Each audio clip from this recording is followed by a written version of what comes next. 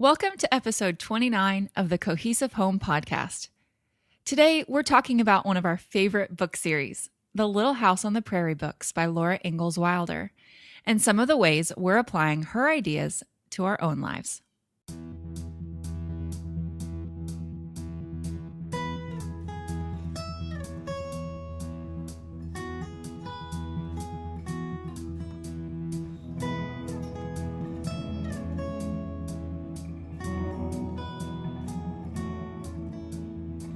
So we're guessing that most of you are probably familiar with the Little House book series, but if not, it's a collection of semi-biographical but fictionalized stories about a pioneer family in the United States in the 1800s.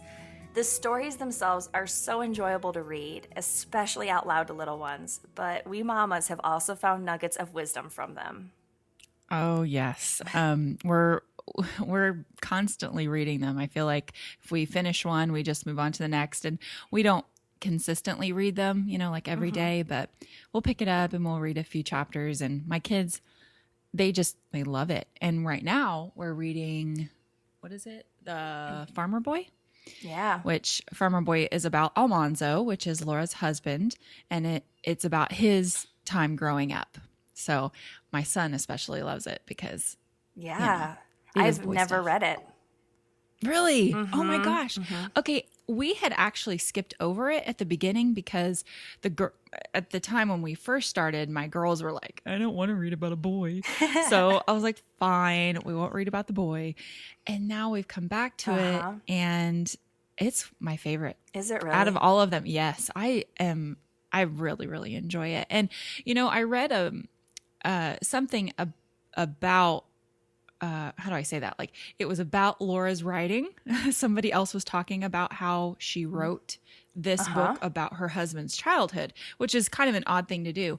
But like you said, it's semi-biographical but fictionalized. Yes. So there are real stories, but she may have elaborated. Tweaked them a little bit. Yeah. Yes. Which one of the things, and one of the main points, the first point we were going to talk about was the food. That's actually one of the things that she elaborates within Almanzo's book, because growing up, she, lacked such, I don't know, what's the word, like, many different types. Variety. A variety. Thank you. Yes. A variety of foods and a variety of things to eat. And he was never lacking. They had an abundance of food. So it was just really, really interesting. I love it. Yeah. We have been stuck on Little House on the Prairie, and we've read the actual paper version, and then we have the audiobook. And so I think we're on our second or third round in the car. It's like we finish it, and then my oldest is 6, and she's like, let's do it again. And I'm like, okay. So we do. But one of the things that we noticed between Little House in the Big Woods and Little House on the Prairie, I might have messed those titles up. Forgive me. But okay. there wasn't a huge variety of what they were eating, like you were saying. I mean, they had meat when Pa could hunt it, or they'd have salted meat sometimes in the winter. Yeah. They may have fresh vegetables and fruit in the summer if they had grown it, but especially when they were in Kansas, when they were Little House on the Prairie. Yeah. It was very limited. It was like cornbread. They had, what they call it, Johnny cakes? Johnny cakes, yeah. They had Johnny cakes, and because they would make things based on what they could get in town. So that was corn flour and, these basic staples. And I know, like, in one of the books, they got fish from the river. Right. And that was like what they ate morning, noon, and night, which, by the way, they call lunch. They call it dinner, which I had to get used to that. And was like, dinner? What? I'm confused. Yeah. Exactly. Lunch is dinner. Exactly. Just FYI. But yeah, I think that's one of the things that really draws me in whenever they speak about food, or she writes about food in the book, is how it is so simple. And even with Almanzo's family, no matter what, it is these basic foods that are simple to put together and yet so flavorful and yummy. And yes, Laura's family lacked a lot of the variety, but it was still a very simple way to eat, probably because of necessity. But Right. I, I just always love that. I love how it's simple food. Yeah. Well, and I think too, like, as you know, we're speaking from the perspective of being moms and preparing a lot Yes. of the meals. And so that is appealing, because now it's like we have cookbooks and Pinterest and, Yeah. like food porn on Instagram. And, and so it feels like, oh, I should be making all these different foods. I should make sushi at home, or I Yeah. actually don't feel that way, but We make sushi bowls where we just I make the rice and then I'll like have the fixings. And then I'm like, there you go, kids. And they just put what they want in the bowl. And we'll make like spicy right. mayonnaise. And so it's like, I don't roll anything, but it's like kind of So quasi, the quasi sushi. 1800s version of that was a piece of Johnny cake with Yep. maybe a little milk if they had Molasses. it, and a little Yep. molasses. Yeah, Yeah. absolutely. Which, by the way, we've been making, I guess you could call it Johnny Cakes, but cornbread. Uh-huh. I have this very, very simple recipe. I should probably share that on our blog sometime. It's really yummy. And my oldest, because of the books, she actually likes putting molasses on her cornbread. You So that know, was pretty cool. yes, we actually just started using blackstrap molasses, and I thank you, Laura Ingalls Wilder, because my girls will let me Yep. put it in their, like their morning porridge, because Really. Laura used it. Yeah, It's a strong taste, it too. is strong, but I guess it's really good for you. It That's is. the It word on the is. street. Yeah. That's what they tell us. I don't know. Don't take our word for it. I know. um, but yeah, so when times were plentiful for them, I don't even know if you could call it plentiful, but when Not by things our were standards, no. not by our standards, yeah. Now Almanzo's family, I believe that was truly plentiful. They didn't move around. They stayed stationary. Laura's dad was a bit of a wanderlust. He Yes. definitely had just always wanting change and always, and they actually reference that in one of the later books, how he loved to Oh, move yeah. around. And Laura kind of had that in her as well. And so because they moved so much, there were times that they did have more and times when they had less, but they that simplicity of their food was always based on what they could grow or what they could catch. And, they, Laura, you never hear her complaining about what Yes. she ate. She ate what was in front of her and she was thankful for it. And I think that that's something that is really valuable for kids to hear. Yeah, I mean, that definitely leads to a great discussion, if you're reading that aloud with your kids about being grateful for what we have. That, I mean, it is a huge blessing to have such a food variety available to us to, have the ability to put good food on the table and not have to hunt for it or necessarily grow it. So speaking of kids, Laura, mostly her childhood is what this book series is about. The later books, there's two that, or actually just one really, that talk about her married life. And then there's a whole series about her daughter, Rose, which is, we haven't gotten to that. But because it is about children, it is really, really cool to also see the two main points that I really take away from it. I know you and I have spoken about this Yes. numerous times, is how the kids played, and then also the responsibilities in which those children did have at a young age. Right. There was such a good balance of really free range playing and exploring outdoors with bare feet and dirt and, just really truly being Yes. kids for a substantial amount of time. It's not just when they're like 2 and 3, it's when they're older too.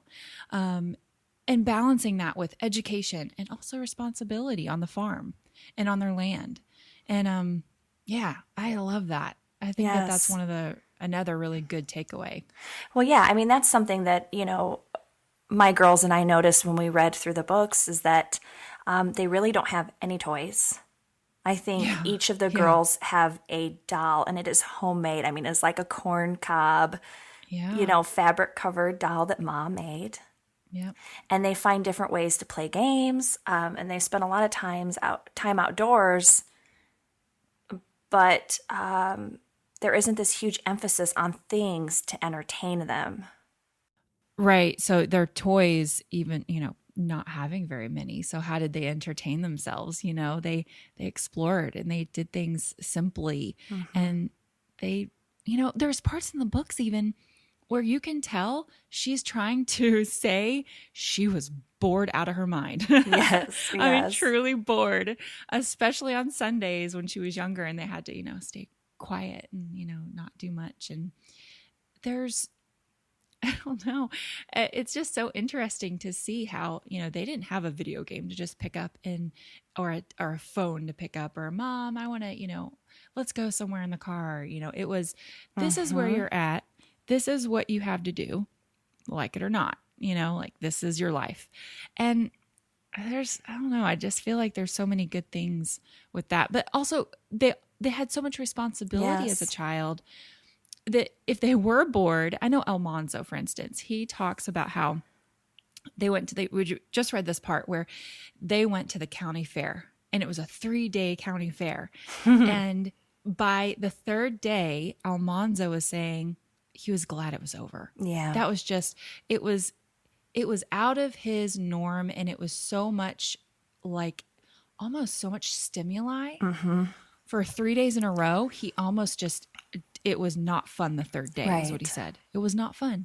And I'm thinking a child is saying a fair for 3 days in a row was not fun. Yeah. I found that so intriguing that I don't know if my kids would say that these days, They're used to the stimuli. Well, and that's the thing is I think, our modern kids are so conditioned to have all of this stimulation from their environment, from their toys, their entertainment that they're consuming. But, I'll tell you, Melissa, my oldest daughter, Vivian, and I have had lots of conversations about these books. And, she always says to me, Mom, I really wish we could live in that time period, or I wish we could live on a farm like Laura did and just live simply. And so I think that there is something inside of not only our children, but all of us that we crave that simplicity and being better connected to our homes and our outdoor environment.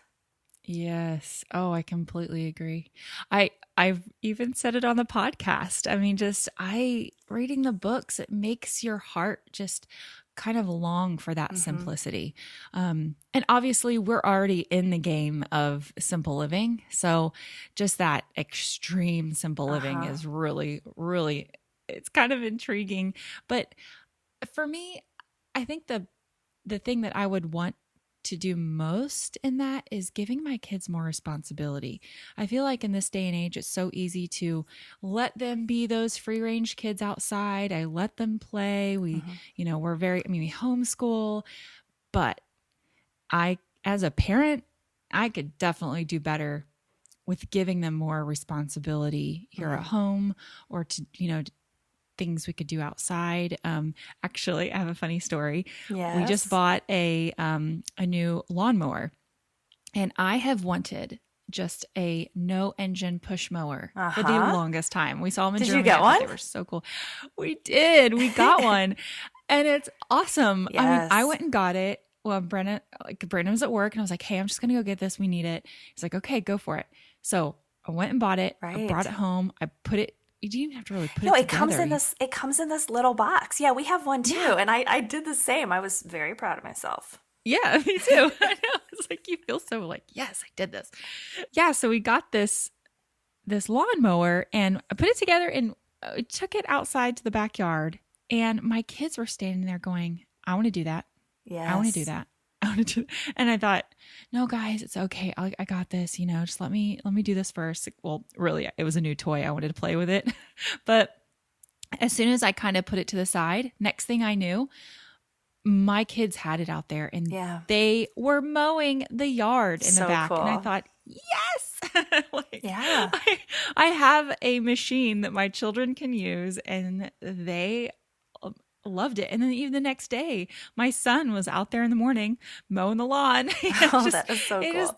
He loves it. So that made me realize I really need to start giving them more Yes. responsibility, and not that it's a drag for them to do, but things that they feel they get, I don't know, how do I say that? They get a sense of pride when they're Yes. doing it, and it's fun. You know, those Yeah. things, we need to instill that just as much as play and, you know, learning basic things. They need that sense Yes. of pride, I think. Well, and I think that there is this intrinsic need in our children to work. They see us working, they want to contribute to the house, but if they don't know how, you know, then they just become unruly. You know, then it tends to go Yeah. the opposite direction. And like, at least with my kids, you know, then it's like they're destroying the living room. But lately I've been having Vivian vacuum for me. She vacuums Awesome. the rug, and then she pulls out the little attachment. She vacuums up all the crumbs under the table. And she takes a lot of pride in that. So That's yes, great. we're trying to add more of that as well. Yes. Well, because you got a baby coming. Oh, yes, I know. Like soon. I know, it's, oh my goodness. So I have a few more weeks left, and yeah, I'm just in that kind of weird place of being between, you know, having two children, anticipating a third, and just wondering what it's going to look like. Yes, I know. It's almost more scary in your mind than it is when it actually happens. I know. can attest. Yes, but you know what? My oldest, she is really grown recently. I've just noticed a big change in her. She turned 6, and she is so excited about her little brother. And so it's kind of like in the books, the oldest sister, Mary, is responsible for the baby, Carrie. She helps her mother out. And likewise, you know, I've told Vivian, I said, I'm going to need your help. Yes. Because I also have a 3-year-old, and I know that she can rise to the occasion. I know that this will be a good period of growth for her and challenge as being the oldest. Well, like you said, even with her taking the pride in sweeping or vacuuming, Yes. you know, she's going to take pride in helping change diapers and helping just little things. It seems so small and trivial, but those are the responsibilities that I especially need to start giving my kids more and more of, even if they complain about it. That's what kids do, right? Yes, well, they do. They tend to complain even about, I don't know, little things like, I'm sure this is all children. I'm not, my kids Not are just really yours. great, not just mine. I think it's kind of innate in a child to sometimes want more, you know, Right. even in the books, Laura, sometimes you get these glimpses of her trying to reference, like, I wasn't happy with that. I actually really wanted something else. Or, Yes. you know, but I kept my mouth shut, and she knew like she needed to be respectful, but she kind of Yes. let you know in the books, like, I wanted more. So made me feel better. But, Yes. Well, yeah. And so, along with what you were saying about how, you know, children will naturally complain, on the flip side, you know, something that I think you and I have both learned from these books is the value of cherishing what you have and being content with it. And that is something, you know, I'm an adult. I struggle with that. right. But it is my responsibility as a parent to teach my children, you know, how to be grateful for what they do have.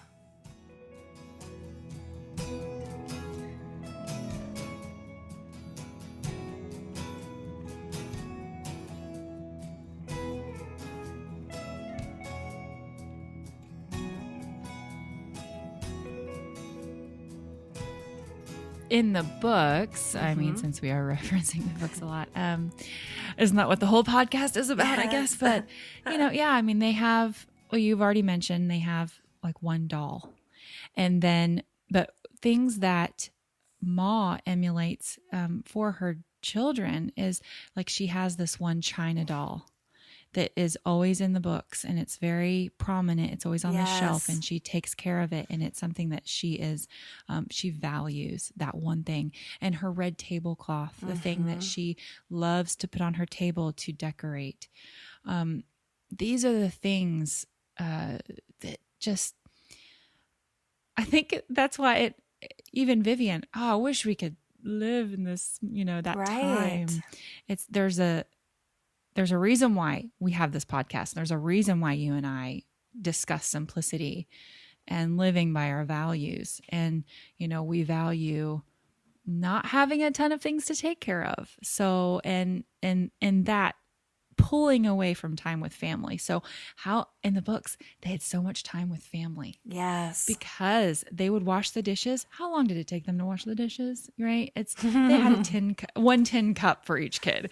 So I don't know. I feel like it all kind of ties in with, with that. So, well, and they had this pride in what they did own. Yes.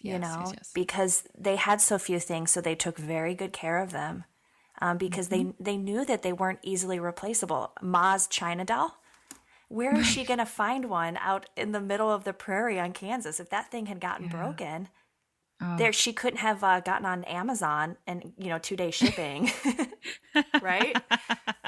They have 1-day shipping now. Thank you very much. Goodness. I had to actually, just as an aside, sorry, I had to completely disconnect that. I realized that Amazon totally had my number, and by my number I meant my debit card number, and I was like, I have to really challenge myself to shop locally, because this is like, if I'm forced to leave my house, guess what? I'm going to spend less. Mm-hmm. Mm-hmm. Yeah. Yep. You see that money like exiting your hand. You're I like, know. Oh. On Amazon, you add up and then you just kind of ignore what the basket says. You're just like, yep, click, buy, purchase. Yes, so bad. So bad. So the things that, Laura and Ma and Pa and Mary and Carrie did not have to deal with. Now, granted, they had to deal with, like wolves and building a house, building their own house. And, oh my gosh. How many times did he build a house? Like 3 times? 4? That man built so many homes. You think he would have learned, like, okay, if I keep moving my family, I'm going to have to build a house and all the furniture. I think he enjoyed it. I know. Well, in the one book, they lived in this dugout until he built the house. Literally in the ground. Yes. Yeah, it was really interesting. Speaking of that, that's another story that I think really impressed upon my girls, is that Pa built that house on the banks of Plum Creek, is the book. Mm-hmm. And he finally built a wooden house for the family after they had lived in the dugout for a period. But he built it on credit. Do you remember that? Yes, and he said, well, I planted all this wheat, and it is looking like we are going to have a great wheat crop, and I will pay off this house next year. And then, do you remember what happened? Yep. The locusts. Yeah. Oh my gosh. Completely when that happened, it. I was just like, I'm sitting there reading it to the kids. I'm going, oh my gosh, no. Because you knew he built the house on credit for this wheat crop that he had not harvested yet. Mm-hmm. And just that sinking feeling of knowing, the kids probably didn't even realize what was going on. Like, they knew the locusts were bad, but as a parent and as a person who, owns things, you thought, oh, or I should say, as a goal, we've gotten rid of our credit card debt. Right. That credit is like, oh, you just don't want it. And I'm like, no, Pa, no. I know. It was upsetting to read. And so, I think about today, what wheat crops are we planting in our modern time that we are expecting to pay off our debts? There's a deep thought there. There you go, deep guys. Thought there, Kate. Woo. Yeah. What wheat are you planting? Yeah. Oh my gosh. Yeah, that's so true though. That's so true. That, I don't know. What could we say? The people buying a TV. I know I've bought a TV on credit before. Mm-hmm. Or, homes and cars aside. Or school debt. Oh my gosh, think of all the school debt people have. I got an education, but on credit. Yes. Well, you know what? I think it's just the mentality is so prevalent today that that debt is maybe not good, but that it's just socially acceptable, It's socially acceptable. This could maybe be another podcast topic. That would be great. But there we go. So speaking of homes. Yes. I'll just let everybody know. We have purchased a home. Woo-woo. Yay! I'm clapping So in case you can't tell. Well, you're probably way excited because we joined your ranks Oh, of yeah. buying. It's not a tiny home, but it is a small home. It is around 860 square feet. And I actually wrote about it on my blog. And I'm going What's to your blog's name? document Just so people know. it's kind of long, our piece of wild things. And I'll put a link in the show notes. But Yes. it's also in our about section on Mm-hmm. cohesivehome.com. You can go to our about section. You can get to Kate's blog and my blog from there too. But our house is awesome. I'm so excited. It's, for us, it's what we can afford. It allows us to have the opportunity to travel because the payment is low. But we So do have some low. renovations. So low. It's like a car payment. It's like so sweet, guys. Everyone, like, people look at me like we're crazy, and then I'm You- like, yeah, you but our are. mortgages, Yeah. and they go, okay, you're not crazy. That's awesome. Mhm. And my kids, they already share a room. We have an extra room that literally just sits vacant with their toys because they like bunking together. They're still Yes. young, so. For us, a 2-room house with, no garage, but a good backyard is where we are right now. And it needs a little love. So I'm going to be documenting that on our blog, but I'm so excited for you. It's going to be great. We're so excited. I'm glad we convinced you to be weird. I know. Well, I'll be honest, Brandon was really against going smaller because he thought, oh, the kids, because in our society, our mentality is you're always looking towards the future. Oh, well, because the biggest question is, well, what are you going to do when the kids get older? Oh, I don't know. I'll move. Like, I don't know. Like, we're not. And we've gotten the same thing. As soon as people found out that we were pregnant with our third in a 675 square foot house, they're like, oh, well, when are you moving? Yeah. And I'm like, a baby takes up the tiniest bit of space. Like, I just don't understand because I can't make a big nursery for the baby. Does that mean I'm lacking as a parent? Yeah. Sorry, exactly. I'll chill out. You're like, off my soapbox. But no, and it's true. And we are not, by no means are we saying that if you have a large home, that is wrong. If that is what you can afford, and if that is what your family is comfortable in, then that is where you should be. For us, this is what we can afford. And this is going to be so great for our family. And we are so excited. Oh, but so what I was going to say was when we came up to visit you guys, Brandon, we stayed in your small home and yes. Brandon saw the value of outside. What happens when you feel a little cramped inside? Like, you go outside. You go, so, yeah. Well, we had that. Yeah. We a couple weeks ago we had a really good conversation, the four of us, so with my husband Kirk, and then you and Brandon, about how discomfort is actually a good thing because it can precipitate change. We so often feel like I have to do everything to be as comfortable as possible, but yeah. Choosing things that might make you a little less comfortable can actually be very valuable. Yeah, exactly. Well, and speaking of our blogs, Kirk wrote a post. Your husband Kirk wrote a post on your blog talking about that very thing, which was a really, really good post. It's a real quick read. If anybody wants to go head over there and check that out, I'll put that in the show notes as well. Well, I am so happy for you. I am so happy for you. Cannot wait to see the photos and the changes that you make. It's going to be awesome. Yeah, and it's ours. I think that's what feels so good. Totally. I would have been fine with buying a shoebox. I'm like, I don't care. It's mine. I own it. Own it. Right? Yes. Own yes. it. Well, I guess the bank technically owns it. I'm paying payments on it. But your mortgage is very, very tiny. I bought it on credit. Sorry. Waiting on the wheat crop. Oh, goodness. Well, as we wrap up this podcast, we want to encourage you to embrace slower and simpler days, to find a balance between play and responsibility for your kids, and just to cherish what you already have instead of always wanting more. And if you haven't already, read through the Little House series because we think you'll love it. As always, we would love for you to share this episode with your friends, or even strangers. Definitely strangers. Yeah. And we are so appreciative of those of you who have taken the time to write a review for us on iTunes. It really just means the world to us. And it also helps others find us in the rankings in iTunes. So just thank you so much for that.